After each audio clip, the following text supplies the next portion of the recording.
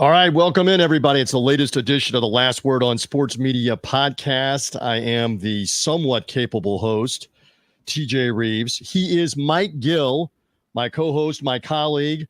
I am based in West Central Florida. We'll get to that in a moment. Mike is up in the greater Philadelphia area, in the Atlantic City area, does the afternoon show with 97.3 ESPN in that market. They are Phillies crazy for sure with the baseball playoffs and much more. Mike, good to be back with you. Thanks for hanging with me. Thanks for being a welcome distraction right now with what we have going on with Hurricane Milton, and we'll talk more about that in a moment or two. How are things, my friend?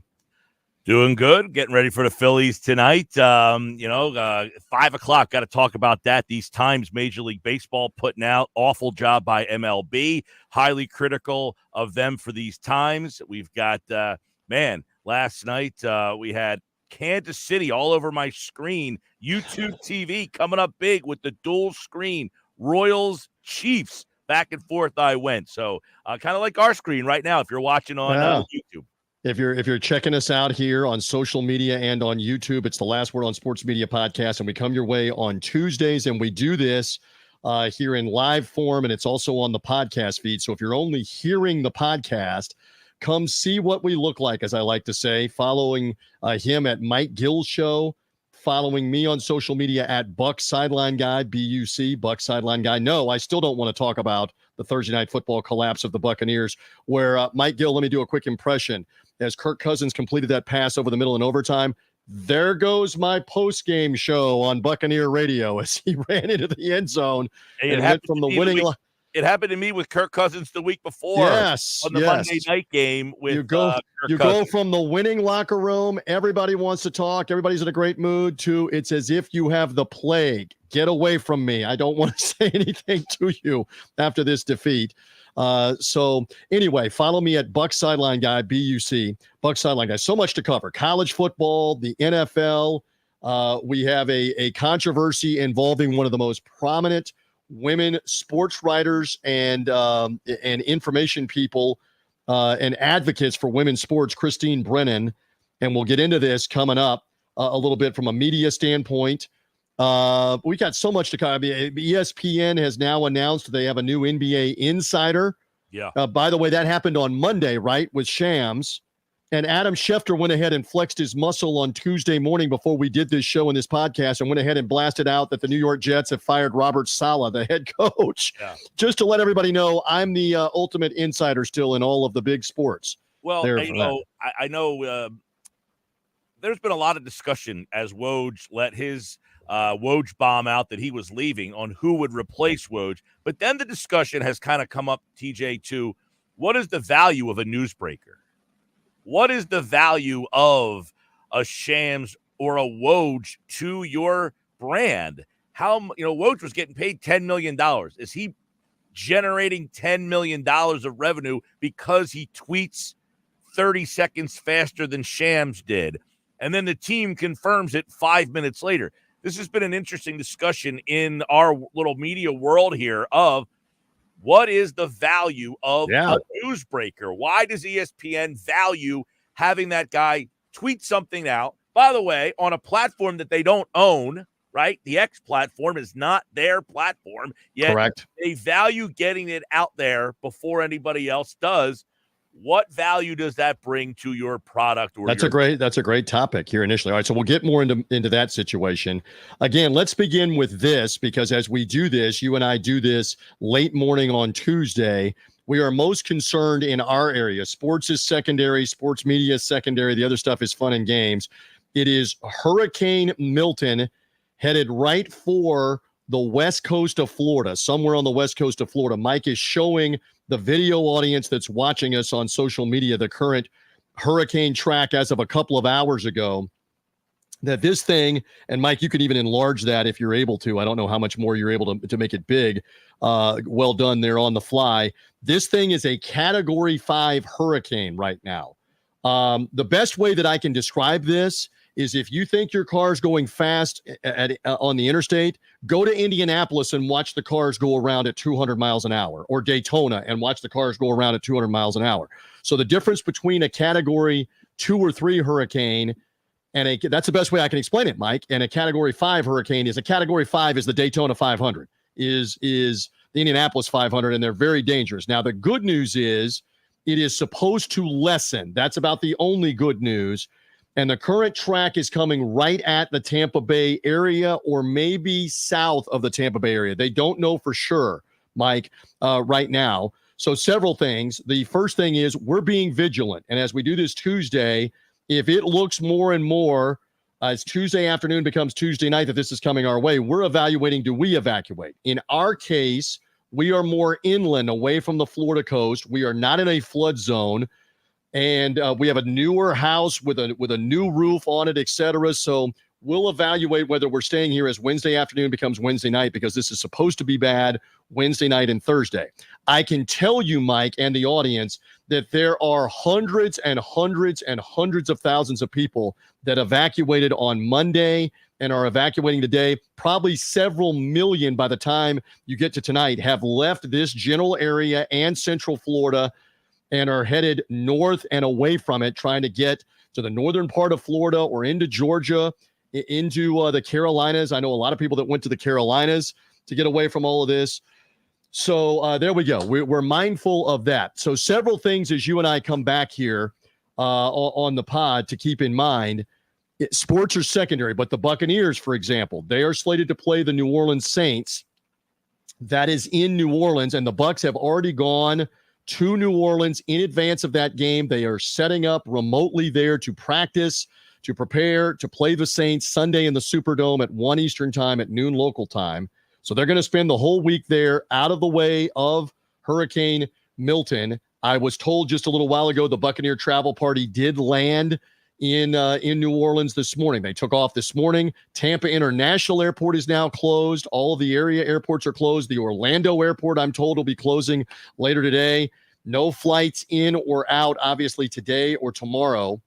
So the Bucs are prepping for that game. And, Mike, we can take the hurricane off the screen there and come back to you and me here as we do this on the fly on the Last Word on Sports Media podcast. So the next couple of things, the University of South Florida, USF in Tampa, was slated, Mike, to play a Friday night standalone ESPN football game in the American Conference at Raymond James Stadium in Tampa. As it stands right now, that game has been moved to Saturday afternoon at 3:30. That is tentative. It is still slated to be televised on one of the ESPN platforms. But that game could also be moved to another time, could even be moved to Saturday night, or maybe they don't want to do this, maybe to Sunday, depending on what happens or not with this hurricane. So the tentative plan is to play that game Saturday. Mike, one more, there is a UCF Cincinnati Big 12 game that is to be played Saturday afternoon at 3:30 Eastern time. And right now, it's still on for that time, but that game could move game times or could be postponed to another day because of this hurricane. So we're just mindful. This is something I've lived here for 45 years of my life, save for the 4 years that I went back to college in Memphis. This is a regular part of June through the end of October where you have to be mindful of these things and of these storms. So again, I share all of that. We'll keep all of this in mind as the weekend unfolds, and we'll see what happens with Hurricane Milton, because it's got a chance to cause devastating storm surge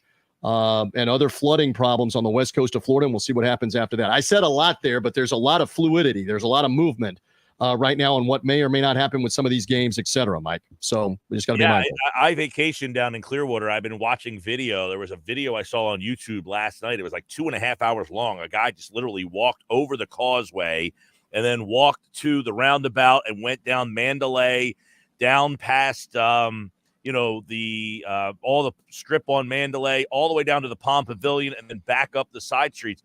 And, you just see an inordinate amount of mud and sand right now from the previous storm. So if they get hit again on that island, it'll be very interesting. It seems that a lot of businesses have to really regroup, a lot of water damage inside some smaller places. So we'll see what ends up happening if that. But as you mentioned, I did see the airport was closing and the flights in and out starting tomorrow.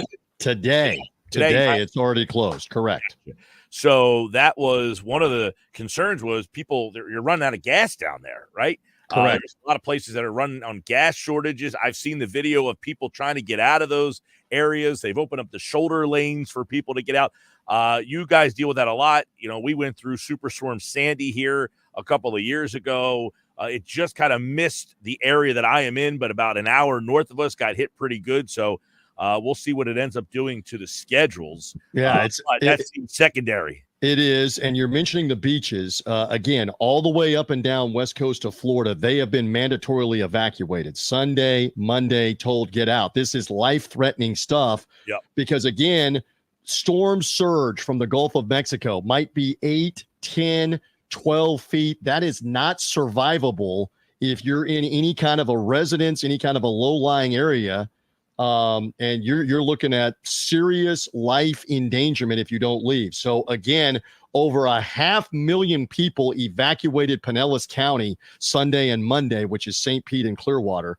So we're mindful of all of this. While we're now about to talk sports media, et cetera, just know, and even if you're hearing the podcast later on Tuesday night, et cetera, this is a Wednesday thing, a Wednesday night thing, a Thursday thing, all through the state of Florida, and we'll see what it means for sports, what it means for any of this. But as Mike and I do this right now on Tuesday, we're going to go through with everything else that we do. All right, so let's start with college football. I talked a lot on the Daily yesterday about what an exciting day with the upsets, the great calls. I shouted out some different announcers. Do you have thoughts on the college football Saturday and the coverage of it from a sports media standpoint, Mike Gill?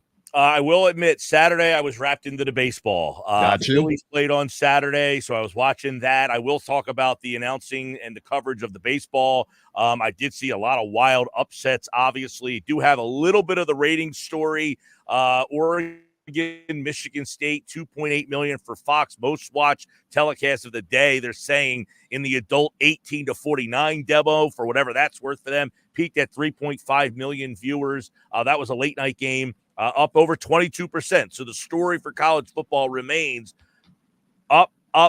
Ratings continue to go up. And that's, that's an Oregon-Michigan State game. I mean, Oregon, a pretty big brand. Michigan State, kind of a middle-of-the-road brand.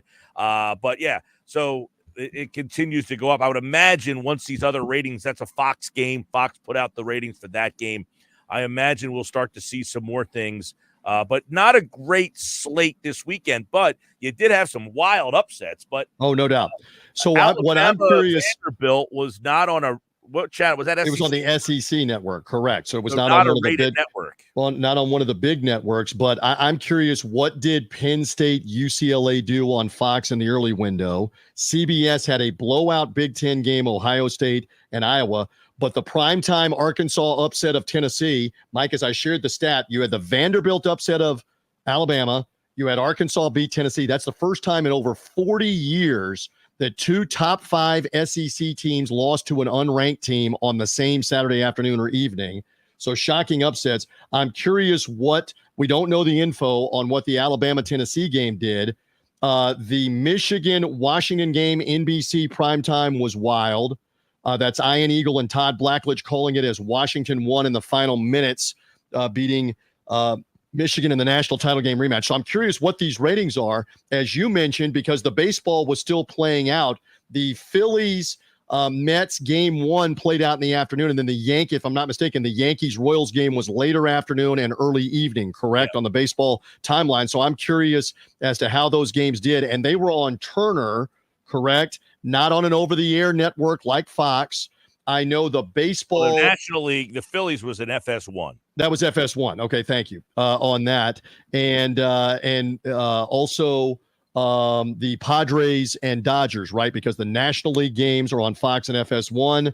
The American League playoffs are on Turner. Yeah. I'm curious as to what they all did against college football. Me too. And I will say, I did watch a lot. I've been watching more of the baseball than I did college football this past weekend because I'm in the Phillies market. I work in a Philly radio area, so I need to kind of pay more attention to that. But more of a baseball guy than college football, probably big picture. I will say a lot of, how should I say, Bob Costas not getting great reviews for his call last night of the Yankees and the Royals. I did watch a lot of that game. I was flipping back and forth on the YouTube feature where you can do the split screen. You can change the audio to which one you want to hear. So one game would go to commercial. I'd switch the audio back and forth. A lot of talk about how Costas sound openly disappointed in the Yankees losing the game.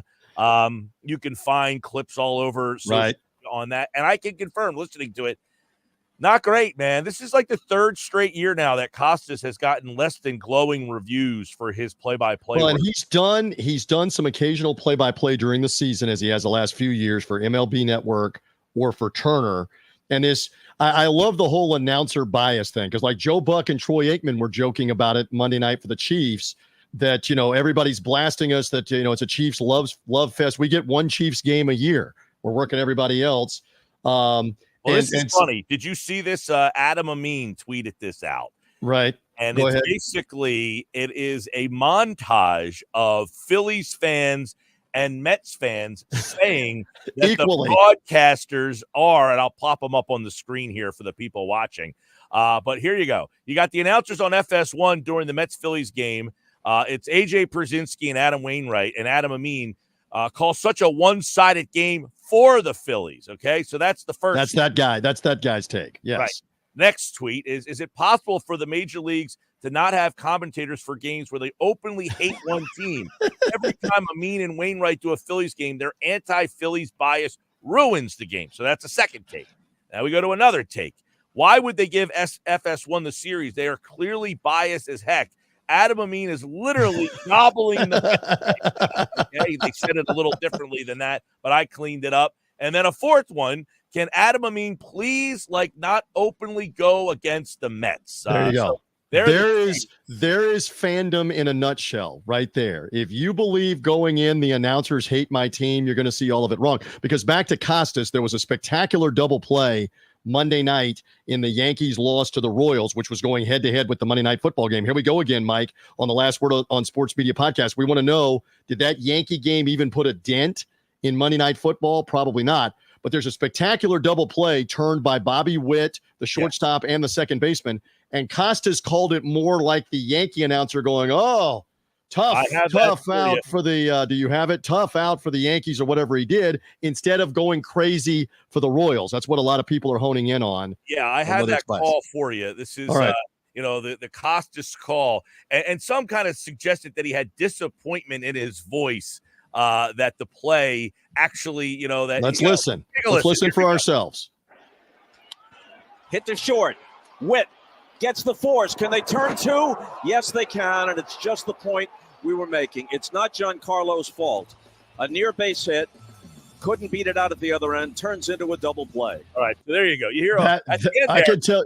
Look, I can tell you, if you've got criticism of him on that call, it's warranted. That call is like the Yankees announcers trying to rationalize why Stanton shouldn't have hit into a double play. Don't you agree? Towards the end there is again, it's not his fault. I mean, it was almost like utter disappointment. Yes, that Giancarlo Stanton doesn't beat. It was a weird. I was flipping back and forth. And listen, I know Costas was regarded back in the day as this great, broadcaster, journalist. The last couple of years of him doing baseball has not been good. Has not been good. And that game last night, and he didn't help himself on that kind of call. Right there. No, and it was a lot of that all night long. I'm watching thinking, listen, and I'm not announcer biased. This guy hates my team, as you just saw the end. I will say I listened to the Amin, Wainwright, and Przinsky broadcasts both days all the way through. I think they did a pretty solid job. The one thing I would say is, Wainwright kind of has like a folksy voice about him, and he's new at this, but he does tell you things. He's got stuff to offer. Both of the guys, Przinsky and Wainwright, play well. One guy's a catcher, one guy's a pitcher. So they do go back. Right, I understand. Well, so I'm not watching the game. I'm watching it with Phillies ears, thinking, man, these guys hate my team. But let's just give the example, because I've done Major League play-by-play. I've done baseball play-by-play. In that instance, to turn the double play, get out of the inning, and not allow a run, you got to be more animated than that on that turn of the double play. If you're a national neutral announcer, the call of that has got to be something out of the effect of, Witt makes the play, turns to second, and the Royals get out of the jam where you elevate your voice. And then if you want to make the Stanton point, and there again is Stanton not getting the benefit because a defender made a great play, and go to the break. But he didn't have the animated call in the first place, Mike Gill, so the criticism's warranted. Yeah, no, I listen. I did not think he had a very good game. I don't think he's had a very good series, and I don't think he's had a very good stretch the last couple of years calling games, MLB Network, TNT, or TBS for these playoffs. You look to the Fox side, Joe Davis, by the way, he's getting those L.A. Padres games. Right. So he's but that makes sense because he's been working the Dodger games all year. And obviously, and that's high profile because it's Los Angeles and in the West and Ohtani. So that makes sense.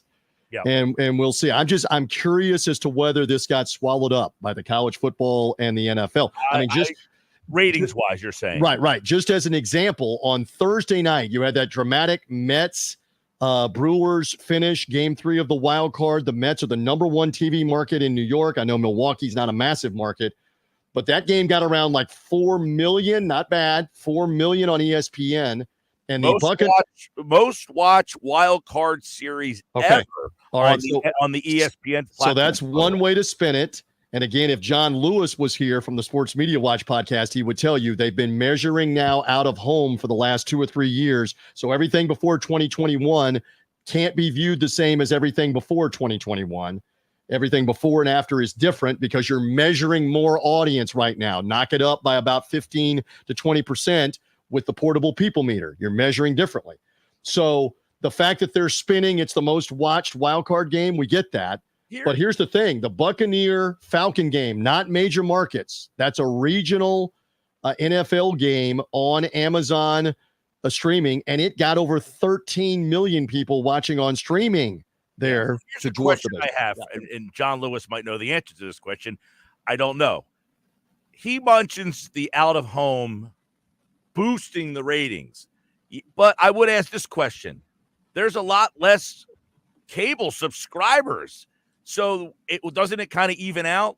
Maybe. But I mean, his point is if you left your house to go to a sports bar to watch the game and you're a Nielsen family home, there's no way to tell that you watched the game because your TV's off. You didn't watch anything unless you left the TV on for the cat, for example. Right. That was always his point as he would explain it, whether you went to your friend's house, whether you went to your family to watch the game, portable people meter with you, or the sports bar, they're now measuring that. And there's tangible evidence of those portable people meters being in sports bars, being in other homes, et cetera, and registering. But you bring up a great point. Does it and I would also balance out? This question that I don't have an answer to, and I haven't been able to find.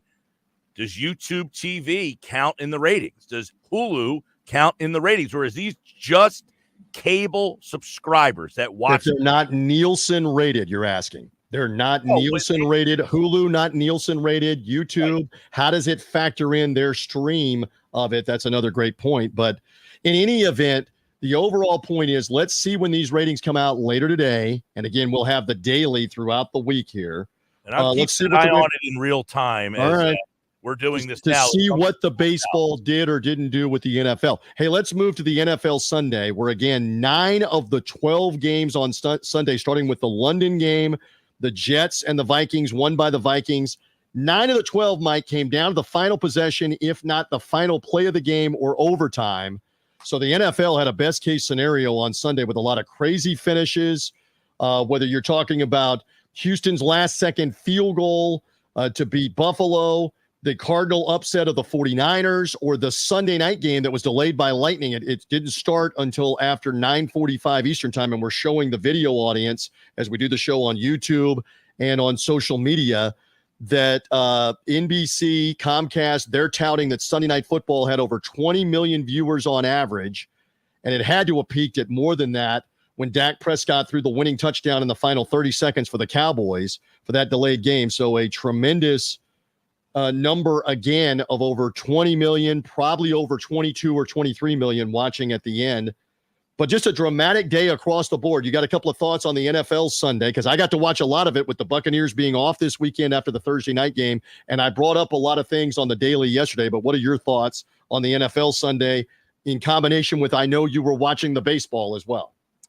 Longest day in NFL history. 9:30 start, 9:45 or later start to the Sunday night game. It was a 15-hour day of NFL football. Wow. Yes, Eagles were off this week, so I did not get a game that I really zoned in on. Watched a lot of Commanders, Browns before getting to the Phillies game and Ravens, Cincinnati. So interesting if I can interrupt. You got the Commanders game regionally in your region. Makes sense with the Browns. That was one of the 3 games that was a whitewash. So that means you didn't get the Tom Brady game in the afternoon. There were several markets, let's say in the Central and Eastern time zone, that did not have an early game. Tampa was one of them. Tampa Bay was one of them. We got the Cardinals and the 49ers with Kevin Burkhardt, Tom Brady, and the number 1 crew, which was primarily on in the West. Again, it was a single header day for Fox. So it's interesting that for a lot of these different major markets, I'm curious how many of them waited to have the Brady game in the afternoon or had an early game earlier in the day, like Chicago against Carolina. That was a game on Fox earlier in the day. And there were a couple of other regional ones as well for Fox and for those different matchups. So yeah, just interesting that you got an early game, but finish your point about the baseball melding. Any thoughts on the announcers? Yeah, I will say it was weird because I was in Delaware this weekend. So I don't know if Delaware is more of a Maryland cable situation or a Philadelphia cable situation. I don't know if the Philly market, which is where I am, the Delaware market, I think is half Baltimore, half Philly. So I got 2 games in the early Sunday. I got the Baltimore game and the Washington game, one Fox, one CBS. I got Kevin Harlan on the one call there. By the way, I do want to mention real quick, back to the baseball. Boog Sciambi on the national call for baseball. I thought he was excellent on ESPN radio. Listened to a little bit of that call because we carry that on our radio station. So I do want to give a shout there for the college stuff. You know, for the pro stuff on that day. I was driving home on Route 1 in Delaware, making the drive back to New Jersey, and had the game on YouTube TV in my car on the phone as I'm listening to flipping back and forth between Ravens and Washington, those 2 markets there. And so interesting in Tampa Bay, we did not. I thought the CBS game ended up being Houston and Buffalo, and the Fox affiliate could have shown the Dolphins and the Patriots. What an awful matchup, as it turns out, in Tampa, but they chose not to. They chose to take the late window of Arizona, San Francisco, and the number 1 crew on that game. By the way, ironically, this week Washington plays Baltimore, so you got those. And by the way, that's the game that NBC was trying to grab and flex out of the New England Houston Texans game. They were trying, or I'm sorry, they've got a bad game or a bad matchup. They wanted that Ravens Commanders game, and CBS protected it and put Jim Nantz and Tony Romo on it. Sunday night has Cincinnati and the Giants. Wow. All right. So that's obviously, and I know both of them. The Giants won last week. Cincinnati lost again to drop to 1-4, but they were trying to flex out of it. That did not work. By the way, you also have that the Fox number 1 crew will be, what a surprise, working the Detroit Lions and the Dallas Cowboys in the late game, and it's a Fox doubleheader for this week for their crews. I thought I got to watch a lot of Tom Brady. He was animated. He was yelling out, "Oh, and look out," and that kind of stuff behind Kevin Burkhardt on the upset. I don't mind it. I don't mind him getting enthusiastic because there's others that do it. Chris Collinsworth does it. Troy Aikman does it. Tony Romo does it. Even Kirk Herbstreit on the Thursday night game is occasionally bellowing it out. So I don't have a problem with it. What about you on that?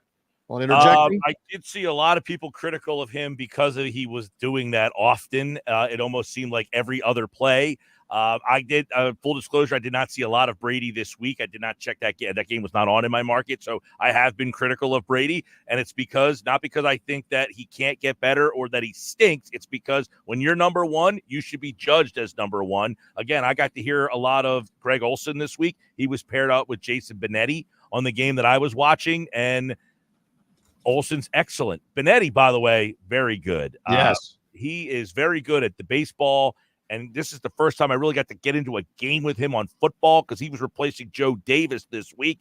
And he is really, Benetti is just. Benetti is outstanding in whatever he does, football, baseball, basketball. So he filled in on the number 2 crew with Greg Olsen for that Commanders-Browns game you were talking about. Olsen had a great moment, too, where Deshaun Watson just obviously and blatantly disregarded the sideline and didn't want to stay in the game to go for it on 4th down late in the first half. And Kevin Stefanski, the coach of the Browns, is like incredulous on the sideline. Like, what are you doing? Yeah, we want to go for it. You're over here. And Olsen chimed in right away with the criticism and the take, really even unprompted, of what is he doing? You can't do that. You can't overrule the head coach who wants to go for it in that instance because you've just given up on that series and say, let's go to the locker room. So I love that. So this week, Mike, the number 2 Fox crew, as we continue here on the Last Word on Sports media podcast and show, whether you're seeing us or just hearing us on the podcast, come see us on the video. If you're seeing us on the video, it's also a podcast. TJ and Mike hanging out here. That number 2 crew will now have Adam Amin, you mentioned him earlier, now paired with Greg Olsen and Pam Oliver for the game that I'm at, which is Buccaneers and Saints in the Superdome. The Saints having suddenly now lost 3 games in a row after the 2-0 start. So it's interesting that number 2 crew is altered again because Joe Davis is doing baseball. Well, and so is Benetti with the Tigers? Is that why he's not on this game? No, Benetti is no longer doing the Tigers. His regular season TV duties are over with. He goes back to college football with Brock Heward. He had actually done the Friday night Fox game, that Oregon Michigan State game. He had done that game with Brock Heward. He then flew and did the Commanders game in D.C. with Cleveland. But it's Adam Amin this week with Olsen. I know sometimes, like here locally, I think Tom McCarthy does a couple innings on the radio because he doesn't do TV. I think he might. I'm not 100% sure about that because we don't have the Phillies rights, but I think he does. A lot of times the TV guy is a part of maybe pregame or postgame, and I didn't know if Benetti was just doing that with the Tigers, but I guess he's doing college football, you're saying. Okay. Yeah, absolutely. All right, so we'll see what the ratings were from Sunday. And by the way, I'll prop them again. Ian Eagle and Charles Davis are a tremendous listen. They were doing that Texans-Bills game. You get information, you get humor, you get Charles is very insightful before something happens. He's very prepared. We got to get him back on the pod. It's always a fun listen. By the way, you got Jim Nantz and Romo doing that 1:00 Ravens Commanders game. So that's their big 1:00. And remember, last week they had the Rams and the Packers, which was also a tremendous finish, where the Packers eventually held off the Rams in the final minute, stopped them on downs. That was going to most of the country, Packers and Rams on CBS. So, those number 1 crews. It's interesting that for so many years now, the last 3 or 4 years, where maybe even the last 7 or 8 years, wherever Tom Brady is, that's where the number 1 crew on a network is that has the game. Wherever Patrick Mahomes is, that's the number 1 crew. Wherever is the game, wherever they can figure it out and work it out. So there you go on the NFL. All right, a couple of more topics. You did touch on Shams tweeting out that he's the new ESPN senior writer. Insider. I think you've raised an interesting point. How much value is that information any longer? How massively important is it to have it 30 seconds or 4 minutes before somebody else in that insider role? I think it's a fascinating debate. I can sense when you brought it up, just across the board, maybe this has been de-emphasized a little bit in recent years. Of it's not as big a deal anymore. But I'll give you a perfect example. Right before we came on, there's the if you're watching us on the video, there's the Shams announcement that he's joining NBA. He his own Shams bomb, if you will, made his own announcement there that he was taking the job as the ESPN new information insider. But for example, right before we started this show, Adam Schefter had the 1-sentence tweet: "The Jets fire Robert Saleh." He had it before anybody else. But like you were saying, what's the value to ESPN of that? Because Twitter loves it, because a zillion people engaged with that tweet. He was the first one to have it, but that's not really an ESPN benefit. So much so, what is your thought on this? Jay Glazer has been open about this on Fox Sports, Mike Gill. He has said repeatedly, "I don't work for Twitter/X. And I'm going to peel back, and a lot of times he has, on not putting something there as opposed to putting it out on foxsports.com or waiting to just have the info on their TV show, Fox NFL Sunday, or the halftime show or whatever. So he's been one of those that's kind of taken the approach of, how much do I want to put on social media when that's not us? That's not Fox. That's not foxsports.com. So what do you think of that, Mike Gill? It's a big conversation of what value do these guys bring to your network, and why, if you're that network, do you want them putting this information on a platform that you do not own? You know, the X platform is Elon Musk's platform. He's benefiting from all the traffic there, not ESPN, not Fox, not TNT, not CBS, not NBC. So I don't know what kind of return on investment you're getting from that tweet going out on another platform. How are you making money? How are you monetizing that ESPN? Right. It's obviously helping the brand of the insider. There's no doubt. There's no dispute. It's helping the brand of the insider. But how much does it help the entity, whoever it is? That's the real question. So this is something,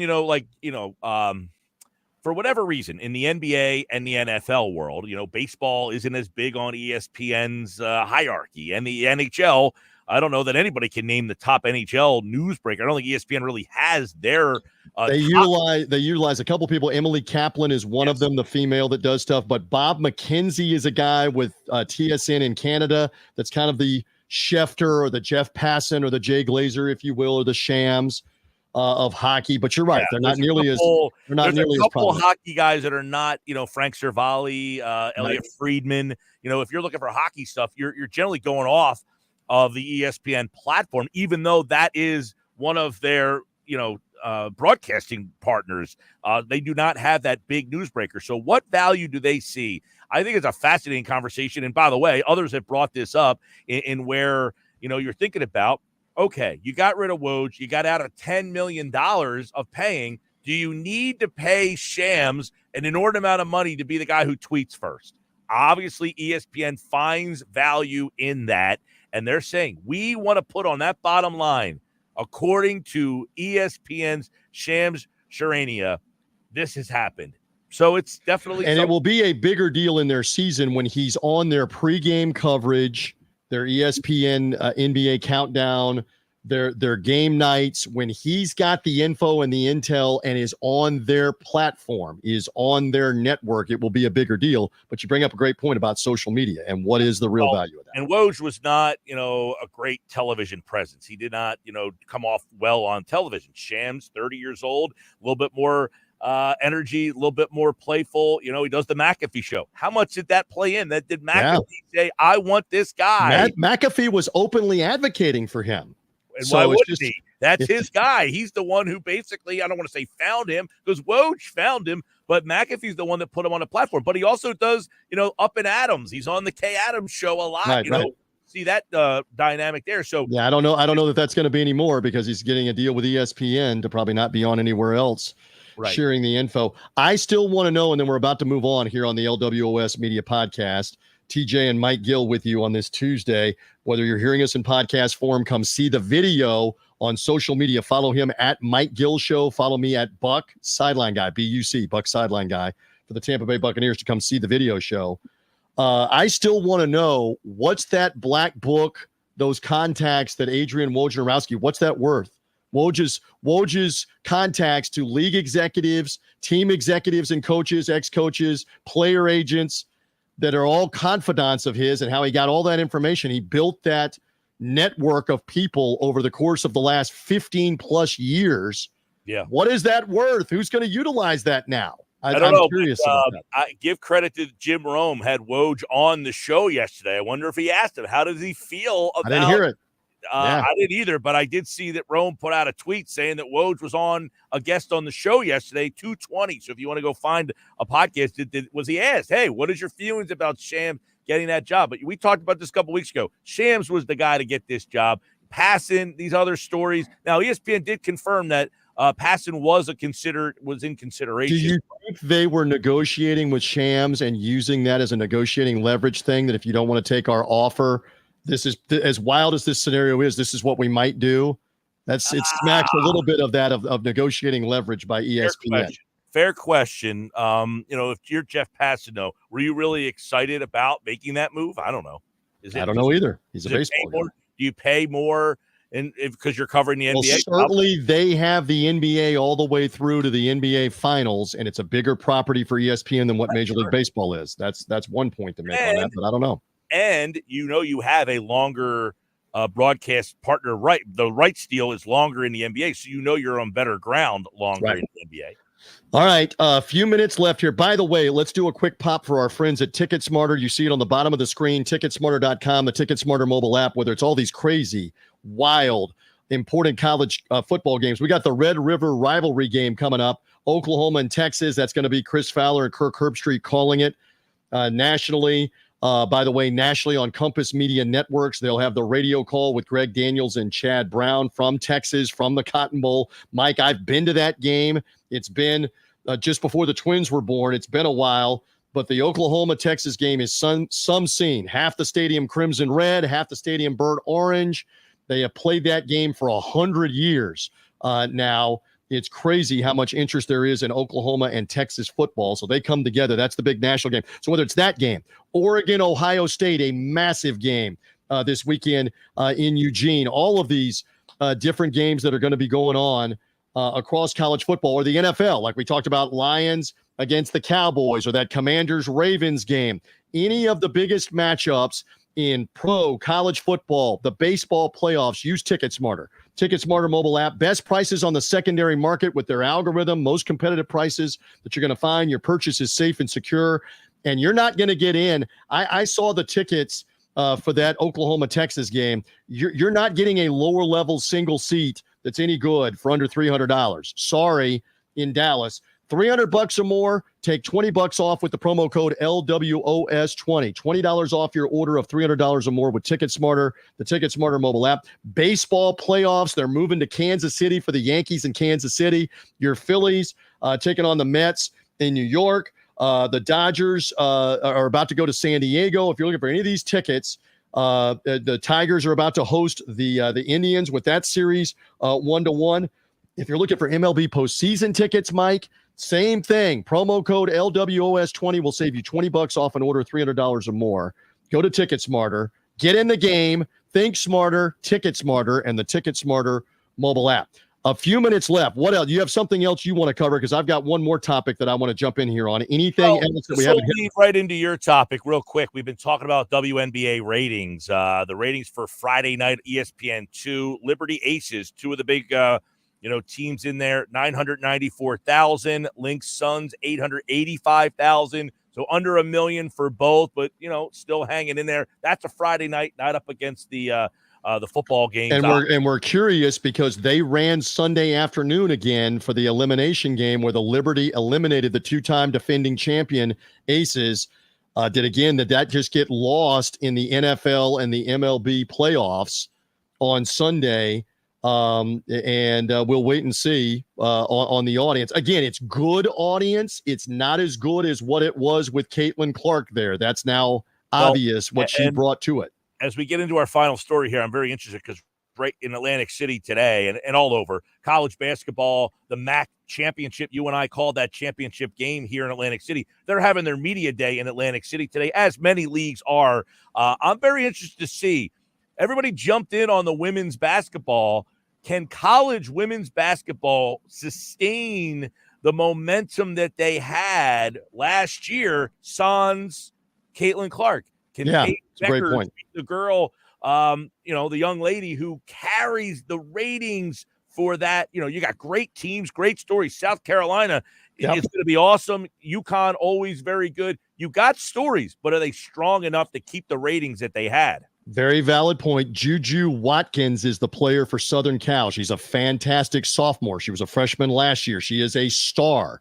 She is photogenic. She's well-spoken. She is a star. I don't know that it will ever be to the same extent of Caitlin Clark for any of them, for Paige Beckers or anybody else that comes, but there's clearly going to be more interest. How much more remains to be seen. Will the massive, massive audience that was there for the NCAA tournament and the Final Four still be there? Stay tuned. Probably not. Probably not to that extent, but they will probably have some audience. And again, the WNBA playoffs, the Liberty now waiting in the championship for either Connecticut or Minnesota. They play a winner-take-all game tonight going head-to-head with the baseball playoffs. So let's see what the audience is for that. Real quick, the NHL opens up. ESPN has games. You got ESPN's coverage. TNT, of course, is also a partner there. So the NHL is now back. And by the way, last night, I watched the Sixers preseason. Kate Scott, Monday night. The NBA is back as well. They played the New Zealand Breakers. Oh, wow. So we had a little preseason exhibition international friendly there for them.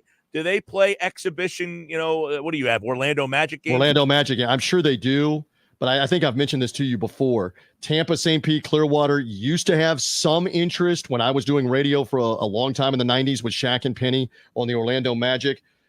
You might have more interest right now in the Disney Channel in this market than the NBA. It's just not an NBA market.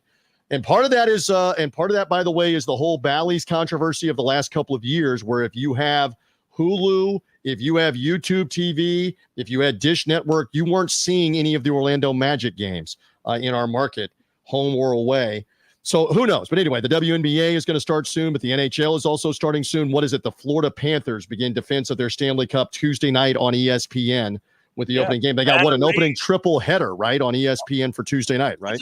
How much have I been talking about afternoon games? The Seattle Kraken volunteered to play a 1:30 in the afternoon Tuesday game to be on today. So they got a triple header with Seattle playing a 1:30 Pacific time game to be a part of this, the banner raising ceremony, and the Utah franchise, the Utah Hockey Club, they're having their official opening today. So the Coyotes moved to Utah, and there's no nickname for this year. They're calling, like the Washington football team, they're calling it the Utah Hockey Club. Right. There's no nickname yet, but they're in action. So hockey underway. And that's a 4:00, by the way. The Point returns to NHL opening night for ESPN. It's Steve Levy, Mark Messier, PK Subban. They're going to be live in Salt Lake City. They're going to be doing interviews with the commissioner, the new Utah owner. They're going to have a whole remembrance of the Goudreau brothers. So it's going to be a big NHL opener. And by the way, they had the 2 games in Prague that nobody saw. Well, true. The NHL's got to do better with that. All right, so one more controversy as the WNBA is about to head to their finals, and let's make mention of it this way.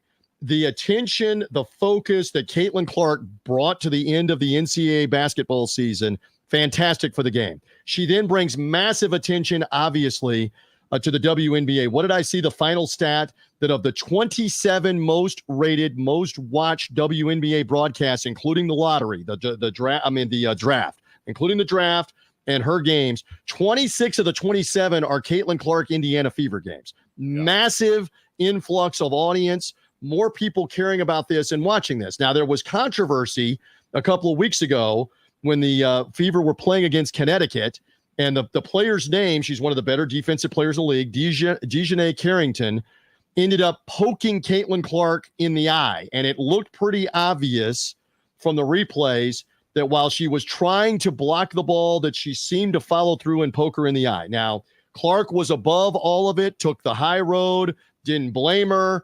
The Indiana Fever didn't try to start some kind of dust-up or fight with this, but it persisted as a story, social media and otherwise. Was this intentional? She's got a black eye, Caitlin Clark, below her right eye after this.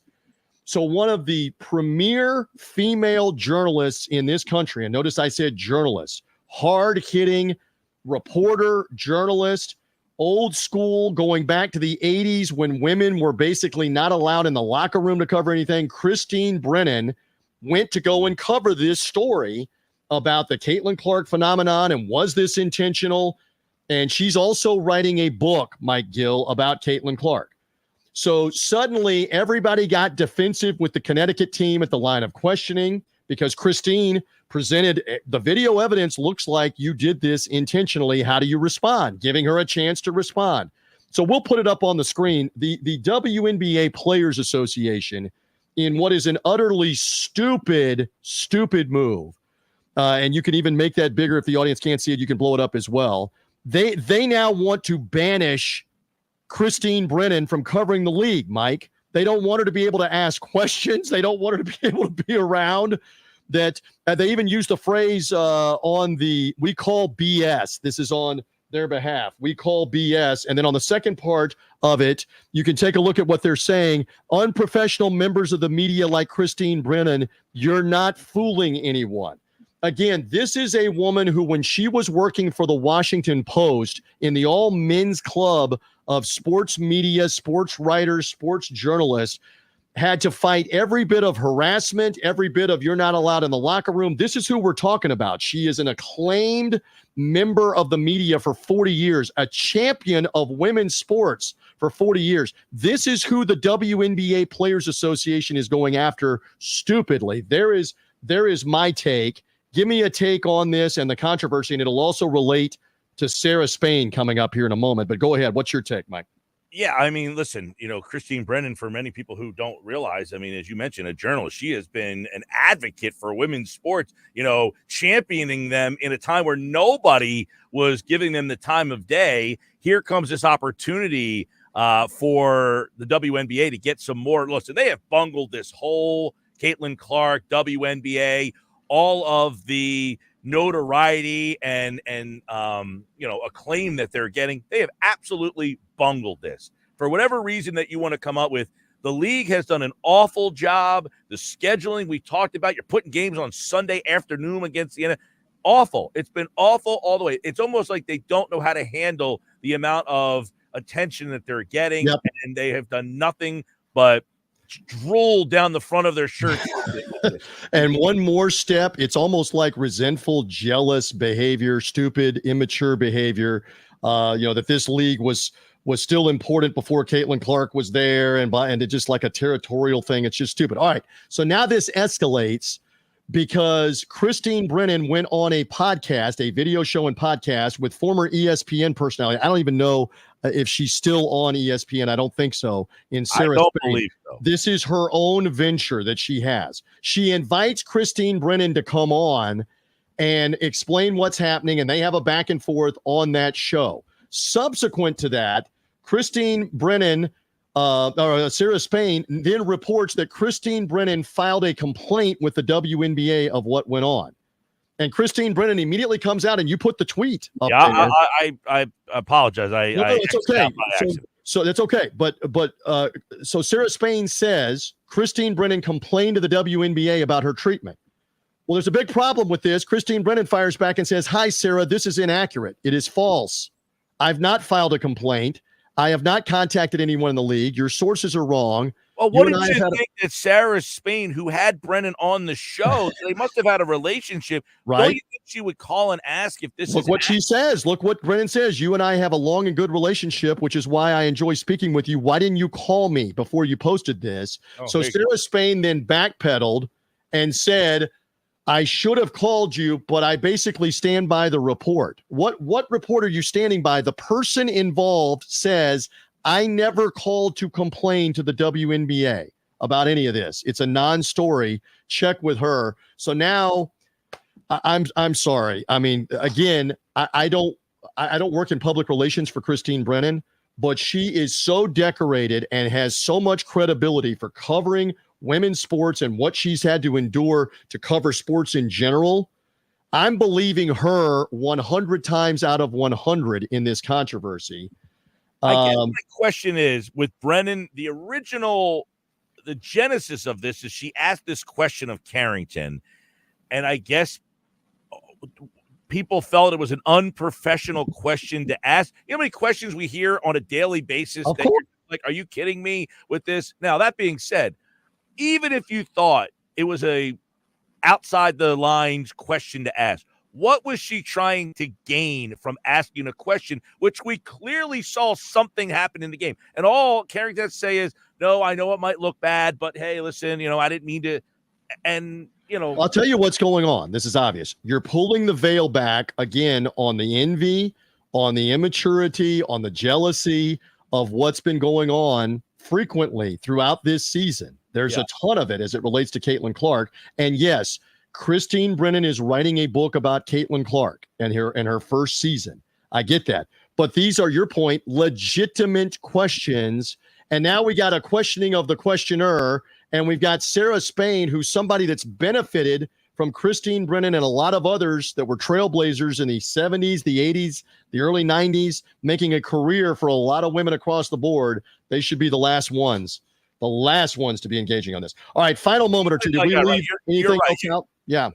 Just real quick, you would hope anyway, that the league, after this disaster way that they handled her first season, would come together with the Players Association and demand we need to get on the same page and stop butting heads here. Yeah. So we have to get past. The two words are thank you. I said this earlier in the year on this podcast feed. The two words are thank you, because there's so much more attention, which will mean so much more revenue, better TV contract, better payment for the players, better travel, better accommodations, better benefits for the retired players. All the revenue goes up. All the money goes up, and it's not going up because of Dejanay Carrington and the Connecticut Sun. It's not going up even because of Angel Reese and the Chicago Sky, who had a losing season, missed the playoffs, and fired the coach, by the way. We'll say this. It's going up because of Caitlin Clark. They should say thank you for the benefit they're all going to get. They're going to make millions of dollars now to play women's basketball over the next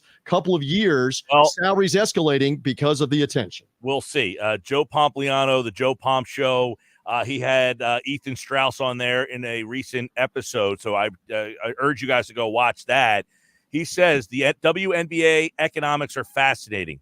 $50 million in losses this year. Sure. The owners control 42%. Players get 10% of league revenue. So attendance and viewership are up, but he believes that players want more money, and this could lead to a lockout. Oh, stay tuned. Well, they got to get more money. If there's more TV money, there's got to be more coming to them. Well, that's the thing. And again, it's only the TV money came with the NBA deal. They did not get their own. They didn't deal. separate bid it. Yes, right. There's the You're number. Plugging that podcast and that show for the video audience to show them. But again, this is one of those situations where the dollars are only going to go up from what they currently have, and there's only 144 players. That's the point. There's only 12 teams. It's not the same massive amount of players that the NBA has, for example, that have to be paid. And they're talking expansion. They put a team in Portland, right?